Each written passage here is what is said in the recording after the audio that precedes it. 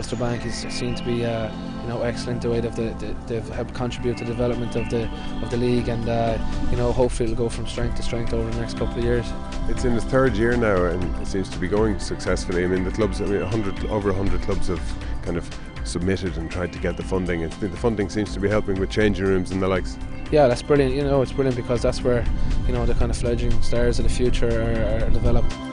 It's vitally important that the club game's well supported, because it keeps lads playing, and it keeps the youth, trains up the youth. And I know myself from playing at the Ulster Bank League that income is vitally important to keep it going, because the money isn't there that used to be, and every bit counts.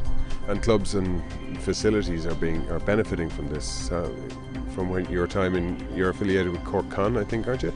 Well, yeah, I started out with Fermoy underage, which are a small grassroots club, and then I moved on to UCC and Cork Con, and I'm currently affiliated with Clontarf. So, I have a good wide spread of clubs there, and one common theme is fundraising is becoming increasingly hard, especially in the economic circumstances that we're in.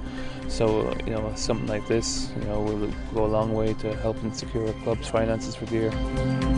It's a great initiative, and you guys are one of the beneficiaries. That's right. We won it in Connacht this year, and it's been brilliant. It's great. Like, for any club to get at our level to receive money from anywhere is amazing. Like, we always goes to good use, like in small clubs. What's the plan with it?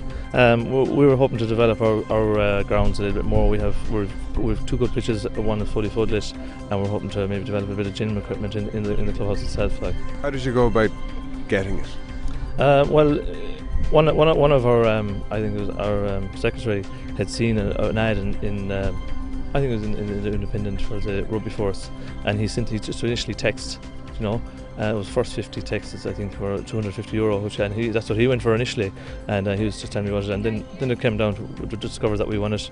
We were delighted, it was amazing, really. It's fantastic to have the sponsorship of somebody like the Ulster Bank. Yeah, it was brilliant, and with the local branch and all of them involved, and it highlighted our club in the area, too, so it was brilliant to get it.